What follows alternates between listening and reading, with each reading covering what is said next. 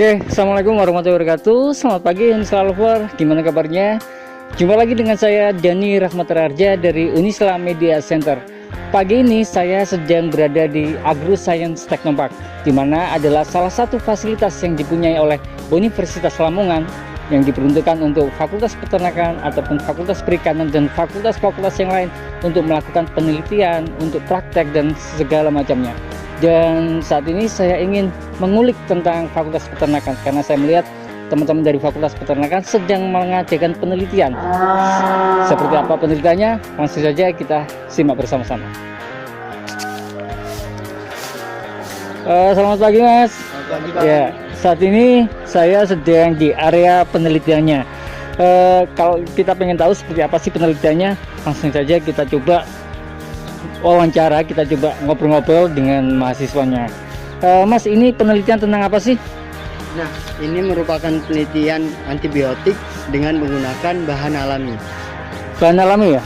Ya, Bedanya apa antara kalau kita menggunakan bahan alami dan bukan menggunakan bahan alami? pastinya itu untuk menggunakan bahan alami nantinya aman untuk dikonsumsi. Oh ya, belum kenalan. Namanya siapa Mas? Oh ya, perkenalkan nama saya Ahmad Zamroni dari Fakultas Peternakan Universitas Islam Lamongan.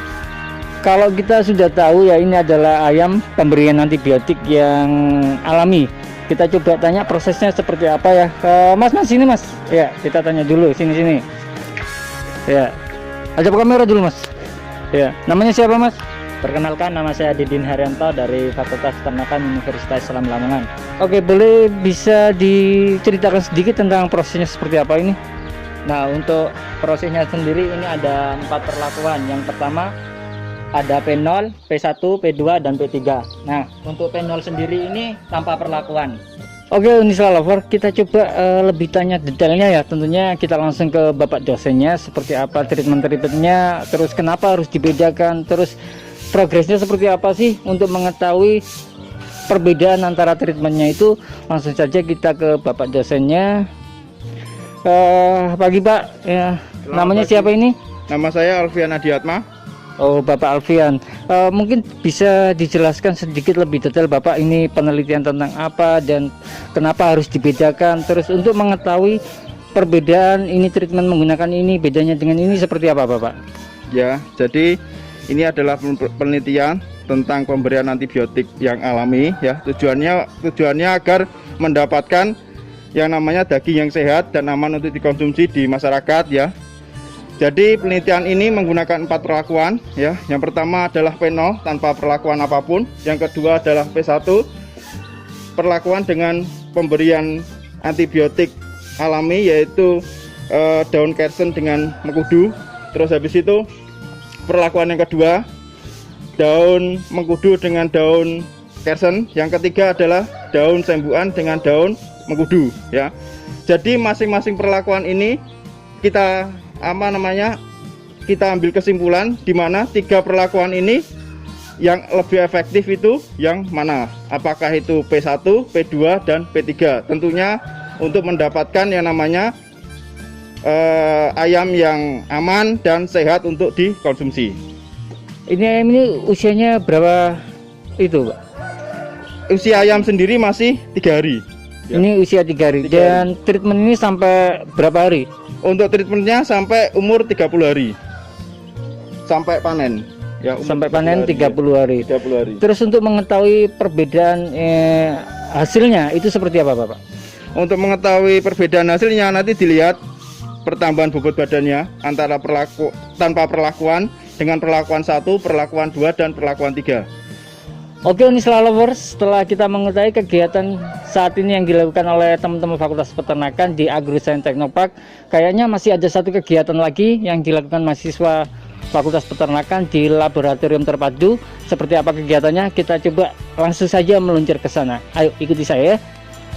Oke, Unisla Lovers, saat ini saya sedang ada di laboratorium terpadu yang juga merupakan salah satu fasilitas yang ada di Universitas Islam Lamongan. Dan laboratorium terpadu ini tidak hanya digunakan untuk salah satu fakultas saja. Di sini banyak sekali beberapa laboratorium untuk ada seperti dilihat di sana ada laboratorium fakultas teknik ya, yang kebetulan itu anak-anak sipil sedang lagi ada praktek. Ada juga laboratorium fakultas perikanan dan Laboratorium Fakultas Peternakan dan fakultas-fakultas yang lain. Tapi saat ini kita lanjutkan dengan yang sudah kita wawancari tadi di AgroScience Technopark tentang penelitiannya. Kita langsung menuju ke Laboratorium Fakultas Peternakan. Seperti apa yang dikerjakan nanti kita akan saksikan bersama-sama. Selamat pagi Ibu, maaf mengganggu waktunya. Oke, ini salah lover ya, seperti yang kita lihat ini teman-teman Fakultas Peternakan juga lagi sedang penelitian di laboratorium terpadu. Kita lihat ini ada telur ya, saya tidak tahu ini telur bebek atau telur itik atau telur ayam Jawa. Untuk lebih lengkapnya kita coba tanya-tanya dengan mahasiswanya dan ibu dosennya. Selamat pagi Mbak.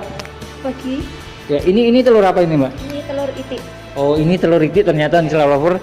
Dan ini mau diapain nih telur itiknya ini? Diuji kualitas fisiknya. Kualitas fisiknya. Terus kira-kira yang ditemukan apa ini? Apa? Tebal kurabang, warna kuning telur, terus ketebalannya juga Ini namanya telur itik apa ini Mbak? Mojosari. Mojosari. Oh, berarti ini khusus untuk semua ini telur Mojosari ya yang diteliti. Terus untuk hasilnya gimana ini? Akhirnya sudah ketemu hasilnya? Belum, karena kita baru mau meneliti. Oh, baru proses lover. Ya. Tadi kita belum kenalan. Namanya siapa Mbak? Rahmatus. Oh, Mbak Romatus. Dan ini ada ibu dosennya. Yuk kita ke ibu dosennya. Kita godain ya ibu dosennya. Pagi Bu dosen. Ya, mungkin bisa diterangkan secara lebih detail ini penelitian tentang apa, kenapa harus memilih itik Mojosari.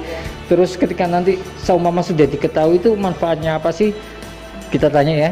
Oke, jadi kita saat ini sedang meneliti kualitas telur itik Mojosari yang dipelihara di Dusun Getung. Jadi kita tahu telur itik Mojosari itu merupakan ternak lokal asli Indonesia. Dia asalnya dari Modopuro, Mojokerto, sehingga namanya Mojosari.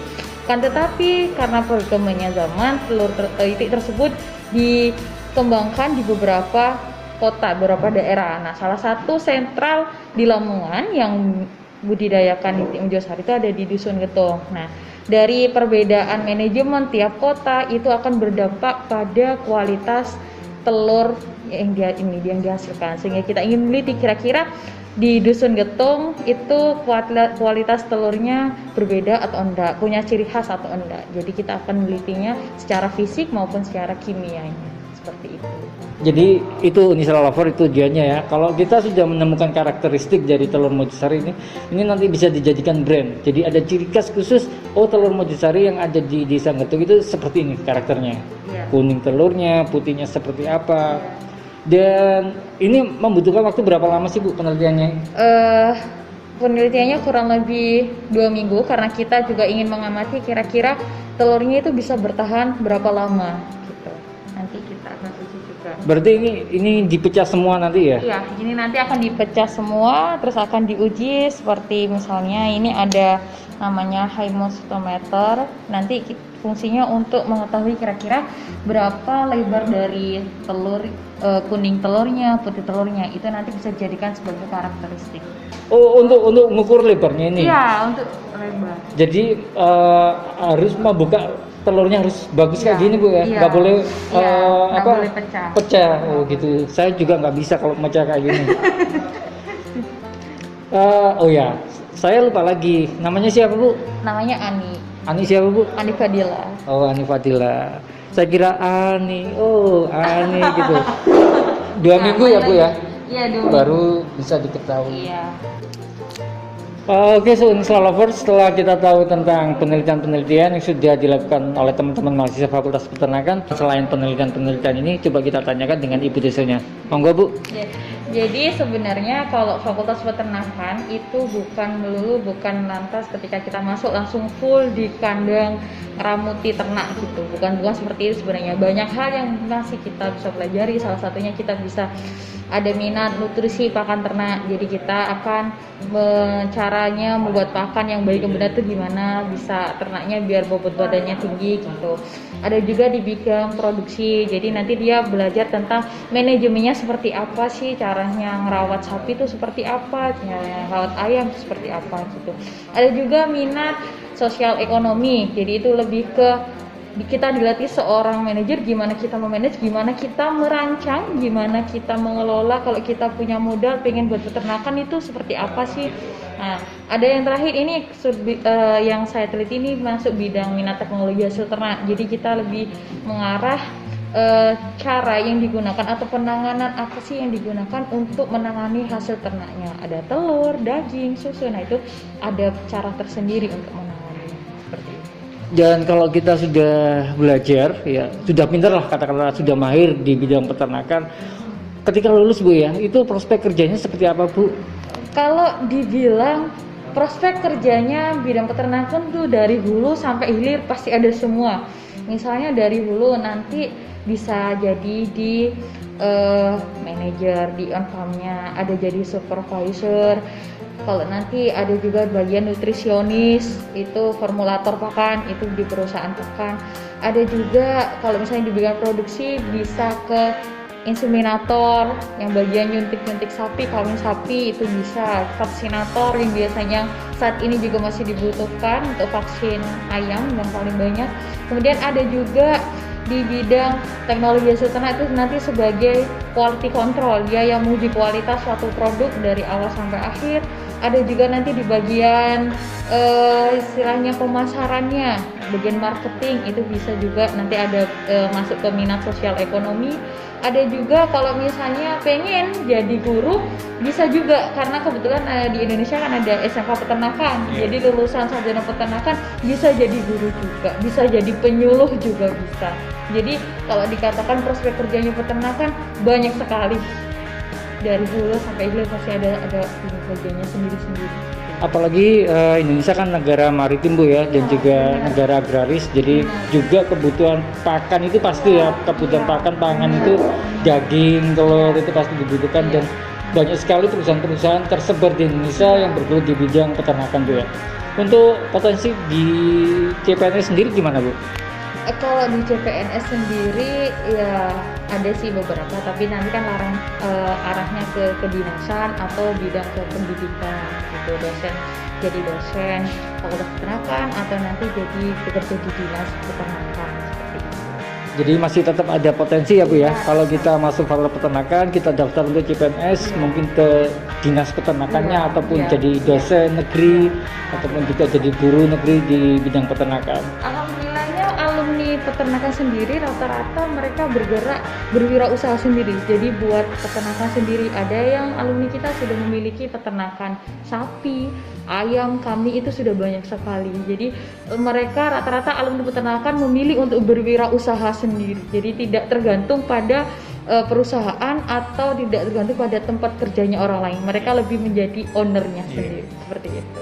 Ya itu memang harus perlu digalakkan juga untuk berwirausaha, karena untuk menjadi buruh itu kan tidak enak Bu, tidak seperti kalau kita memiliki usaha sendiri. Iya, benar. Dan itu memang harus digalakkan di kalangan anak muda saat ini karena potensinya luar biasa. Oke Unisra Lover, itu sedikit kita mengulik tentang Fakultas Peternakan, dan semoga mahasiswanya bisa sukses dan berhasil semua dan menjadi pioner di Indonesia, khususnya yang bergerak di bidang peternakan. Oke Unisra Lover, kita jumpa lagi di lain kesempatan masih dengan Unisra Media Center. Terima kasih. Assalamualaikum warahmatullahi wabarakatuh. Salam cinta dari ujung gadang, salam peternakan.